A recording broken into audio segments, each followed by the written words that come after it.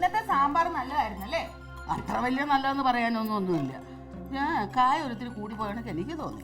എന്തെങ്കിലും ഒരു കുറ്റം കണ്ടുപിടിച്ചോണം. എടി കുറ്റം പറയാത്ത രീതിയിലുള്ളൊരു കറി നീ ഉണ്ടാക്കുക. എന്നാ ഞാൻ കുറ്റം പറയാതിരിക്കാം. എന്നിട്ട് അമ്മ 3 കയ്യിൽ സാമ്പാർ വിളമ്പടി ഞാൻ കണ്ടല്ലോ. എന്ന് വെച്ചാൽ എനിക്ക് കഴിക്കണ്ടേ സാമ്പാർ ഒഴിക്കാൻ? രാവിലെ തന്നെ തുടങ്ങിയായി രണ്ടാളും കൂടെ. എന്റെ അമ്മയ്ക്കൊന്നും ഉണ്ടായിരുന്നു ഇവിടെ. അയ്യോ ഞാനൊന്നും പറയുന്നില്ല. നീ നിന്റെ ഭാര്യ ഉപദേശിക്കാൻ ആദ്യം. ഏട്ടാ ഇന്നത്തെ സാമ്പാർ എങ്ങനെ ഉണ്ടായിരുന്നു? സാമ്പാർ അസലായി.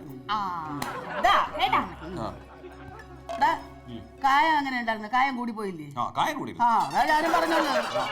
ഏതെങ്കിലും ഒന്ന് പറ. കായം കൂടിയിരുന്നു. അതിനെന്താ സംശയം? സാമ്പാർ മൊത്തത്തിൽ നല്ലതായിരുന്നു. അപ്പൊ അതങ്ങനെ ഒരു കുറ്റം കണ്ടുപിടിക്കേണ്ട കാര്യമൊന്നും ഇല്ലല്ലോ. അമ്മാങ്ങ. ഹലോ, എന്താ മാമാ? ഞാനിവിടെ ഉണ്ട്. ഇറങ്ങിയില്ല. എന്താടാ എന്താ കാര്യം ചോദിക്കുന്നേ? എന്തേ? ആണോ? എന്തോന്ന്? ആയിക്കോട്ടെ.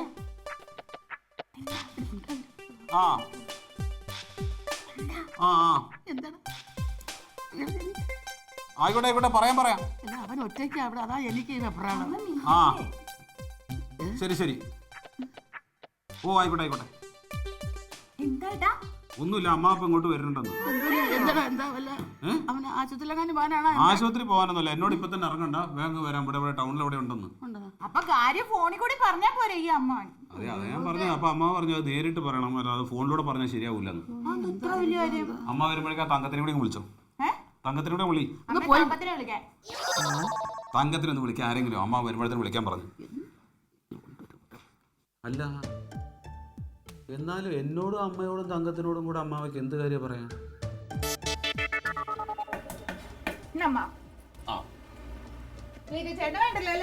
ഞാൻ ചായ കൂടി നിർത്തി.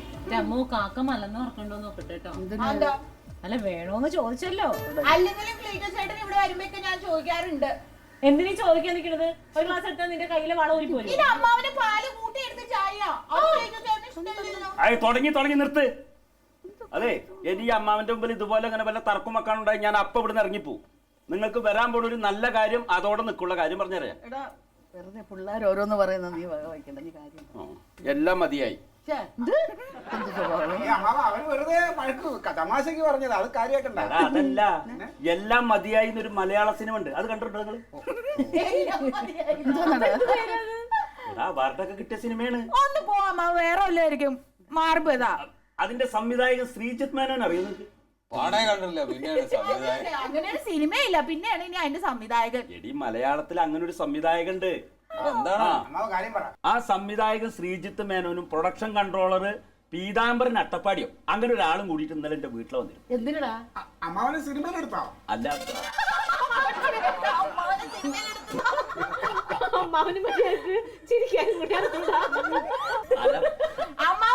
ഈ പ്രായത്തിലൊക്കെ അഭിനയിക്കാൻ പറ്റുമോ? ഒരു കണക്കിന് നല്ലതാ മാവാ. ഈ അമ്മാവ് ഏതായാലും കല്യാണം കഴിച്ചിട്ടില്ലല്ലോ. സിനിമയിൽ പോയി കഴിഞ്ഞാൽ വേഗം കല്യാണം നടക്കും.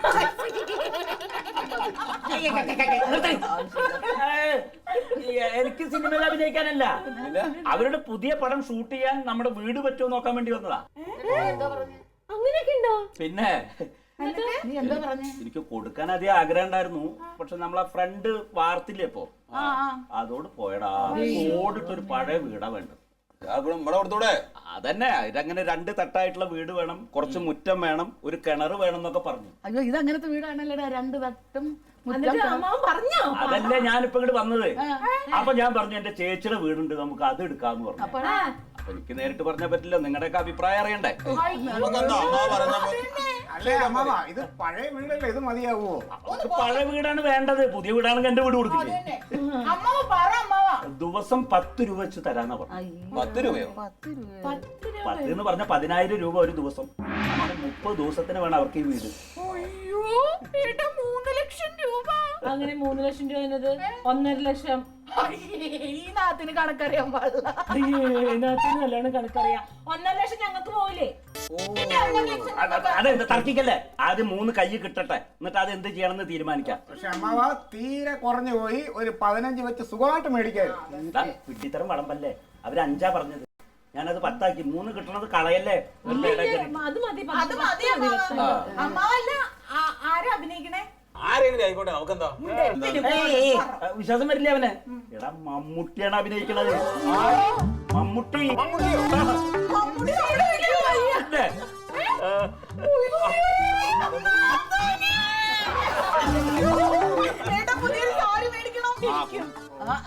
പിന്നെ, എന്താ തലച്ചോറിന് മേടിച്ചു കൊടുത്താൽ എന്താ 3 ലക്ഷം അല്ലേ കൈ കിട്ടണേ. എന്നിട്ട് ബാക്കി പിന്നെ അടുത്തുള്ളവരൊക്കെ കാണിക്കടാ, മമ്മൂട്ടി സിനിമാ താരങ്ങളൊക്കെ ഇവിടെ വരില്ലേ. അപ്പൊ നിങ്ങളോട് ചോദിച്ചിട്ട് ഞാൻ അഭിപ്രായം പറയാച്ചിട്ടാണ്. നമുക്ക് ഓക്കെ ആണല്ലോ. ഓക്കെയാണാ? പിന്നെന്താ? ഇനി ഇടയിൽ കയറി പ്രശ്നം വല്ലതും ഉണ്ടാക്കുവോ? മമ്മൂട്ടിയല്ലേ പറഞ്ഞത്, അതുകൊണ്ട് കുഴപ്പമില്ല. ഇല്ലല്ലോ. എന്നാ നാളെ ഒരു 11 മണിക്ക് ഡയറക്ടറിന് ഈ പ്രൊഡക്ഷൻ കൺട്രോളും കൂട്ടിയിട്ട് ഞാൻ അങ്ങോട്ട് വരാം. പറ്റില്ല, എന്നാ അവര് വേറെ ഏതൊരു ലൊക്കേഷൻ നോക്കാൻ പോയിരിക്കാം. ഇത് സമ്മതിച്ചാൽ നാളെ വന്ന് നോക്കാൻ പറഞ്ഞിട്ടുണ്ട്. എന്ത് ചെയ്യണ്ട ഇപ്പൊ? നാളെ ഇപ്പൊ ഞാൻ ലീവ് എടുക്കേണ്ടി വരില്ല മാവാ. ആളെ അത് നോക്കണ്ട, ആളെ ഓഫീസിൽ പോക്കോ, ഞാനെല്ലാം നോക്കിക്കോളാം. അയ്യോ അത് വേണ്ട. അളിന് ഇവിടെ ഒരുപാട് ഉത്തരവാദിത്തപ്പെട്ട പണികളില്ലേ, പിന്നെ അതിന്റെ കൂട്ടത്തിൽ ഇതും കൂടി ഏൽക്കാന്ന് പറഞ്ഞാൽ ബുദ്ധിമുട്ടാ. മീറ്റിംഗ് ഇല്ലേ? അത് നമ്മുടെ പാർട്ടി മീറ്റിംഗ്, അത് ലീവ് പറഞ്ഞോളാം. അത് ലീവ് പറയാം. നമ്മളെ വീട്ടിലൊരു ആവശ്യം നടക്കുമ്പോ ഞാൻ ഇവിടെ വേണ്ടേ? അല്ല തർക്കിക്കണ്ട, 2 വീടും വേണല്ലോ. 2 പേരും ലീവ് എടുക്കും, ഇവിടെ ഉണ്ടായിക്കോ. ആയിക്കോട്ടെ. അപ്പൊ ഞാൻ നാളെ ഒരു 11 മണിക്ക് അവരെ കൂട്ടിയിട്ട് ഇങ്ങോട്ട് വരും. ഓക്കെ കേട്ടോ? ശരി. Versus Alien.